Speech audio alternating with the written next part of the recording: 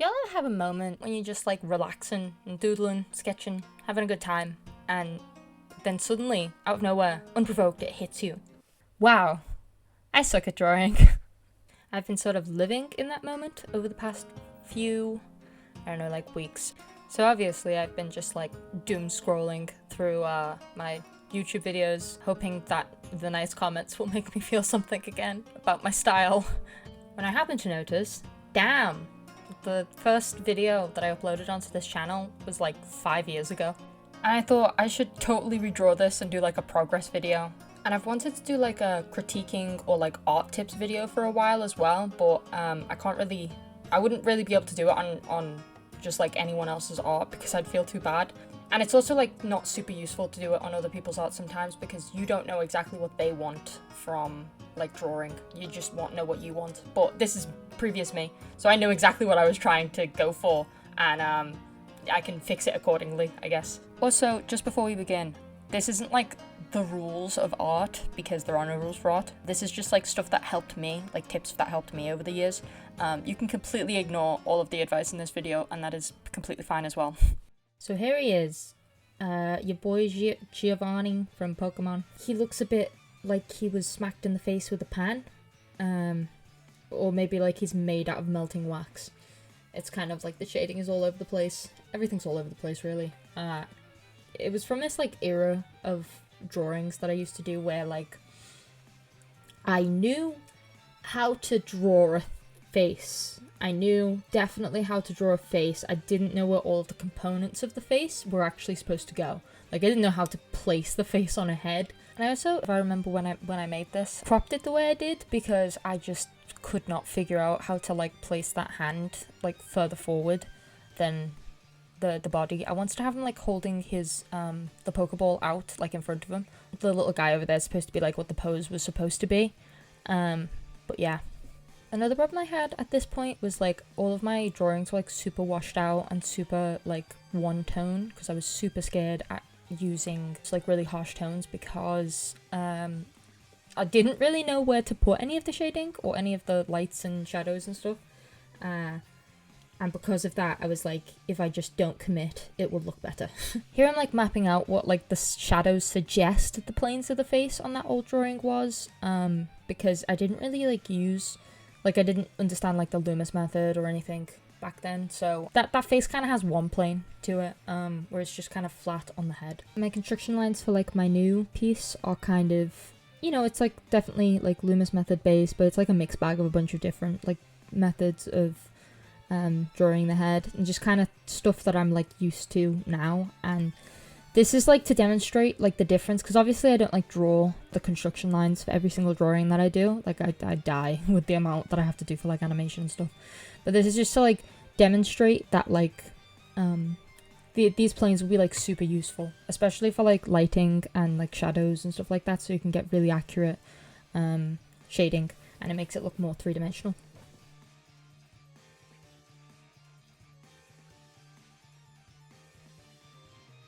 Just putting line art in here basically. I'm just finally fixing that nose. On the old version the nose was really it was in the wrong direction because I just could not draw a nose from like above basically. I think that was what the intention for the old one was supposed to be, like obviously, but I couldn't draw different angles of the head. I had a really hard time drawing different angles of the head for a really long time, and there's nothing that you can really, there's like no like quick trick to learning that. You just have to draw like the head a bunch of times. Just drawing the hair. I don't think the hair's changed that much in terms of like I haven't really like learned that much more about how to lay out the hair, except like making sure that it's I guess a bit more defined, because in the old one I did not have like any definition in it. But yeah, I'm just demonstrating here like the difference between them. The new one is obviously, it's like looking at the head as if it's a 3D object, whereas the old one is very much, he's got like a shovel face. A big thing for me in like making my pictures and stuff more 3D and more like more what I'm aiming to make them look like, at least. I want to say realistic, but mine aren't that realistic. is to not be afraid of space, because I used to be really, really scared. Or not really like scared. I used to be really like hesitant to leave any space on the face whatsoever. So I used to draw every like feature really close. Like in the old one, I drew that ear really close to the eyes and stuff. And here it is, the one holdover from back then. The proof I'm still the same person. I really I struggle with hands. I really do. Like I need to work on hands a lot more, man. It's just, I think it's especially this pose as well, because it's, you know, it's grabbing like a sphere, and you don't really do that most of the time unless you're like eating an apple or something. And you don't really got much of a cause to draw people eating apples constantly. Yeah, I settled on this one for a while, because, you know, it looks alright. It's kind of the vibe.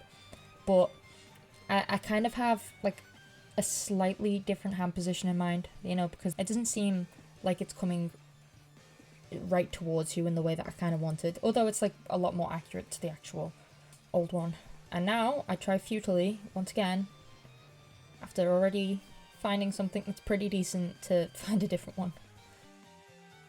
So try one, try two, and I end up with something that's actually like basically the exact same pose. So I'm just like, ugh, okay, no, I'll quit while I'm ahead.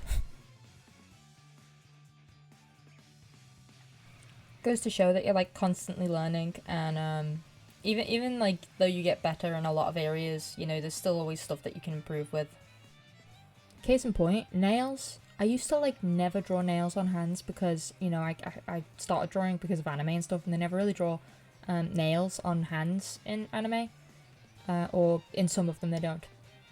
And so I always thought it would make the hands look too detailed and too like kind of gross, but nails are so useful, guys. You don't even understand. Nails are so useful for like defining like the top plane of your fingers, and it makes it like so much easier to draw your fingers in a bunch of different poses.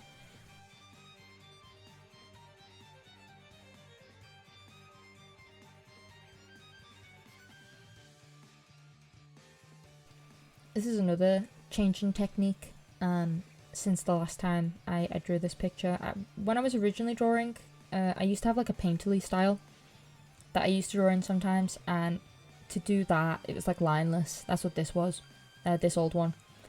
And to do that I'd draw the line art, and then I would like put the colour like in behind it, and then I would like look at the line art every so often, but I would like turn it off essentially. Whereas I find this a lot easier when you're drawing in like a painterly or like lineless style, to just draw your line art, put it on the layer underneath, and then just start painting over. But I was kind of a bit precious with my line art, because I was really proud of the line art of this old piece, and I didn't want to like just kind of like paint over it, even though I had heard that was like a good tip, but I was also like, how can you paint over it? Like, won't you forget where the lines are? And like, no, not really. Or a tip for that is like, so you paint over it, but you also like don't. So first I fill it out with the like general colours, general shading, like underneath the line art, just so I know where like what colours everything's gonna be, and what where I'm placing everything essentially, like the shadows and the highlights, as if I'm drawing just a regular like line full, I guess, style. And then afterwards I put that all in a folder below and make a layer above the folder, and clip it to the folder, so that I can draw, so that I can paint onto the actual top of the template that I've kind of laid out for myself. And I sort of start to do that here.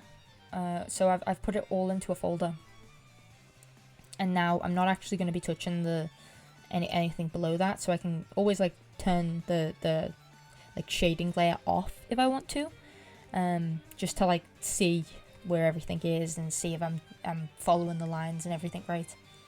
But this basically allows me to have like a better quality of like, I guess, painting, because I'm not worried about like messing it up and having to like go back 400 times or whatever. I can just like erase stuff that is not really correct or is not where I need it to be, and I don't have to worry about like, you know, matching the colours and stuff around all of the places where, you know, I've done the mistake. So it just makes like painting and stuff quicker and a lot easier, and it's like a tip if you like want to paint directly over your line art but you don't actually want to do that because you get stressed out about it. I was the exact same way, and this is like the compromise that I kind of use.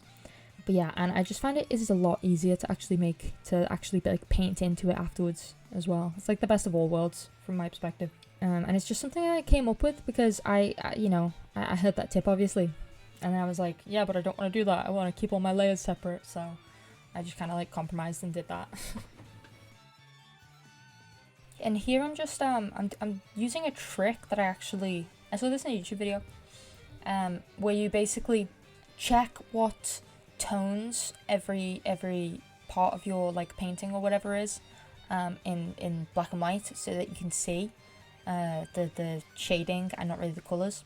I mean, it's not as useful for this because obviously it's kind of just pure shading, but sometimes more saturated colours can appear like they're brighter when they're not, and that can be useful for that as well.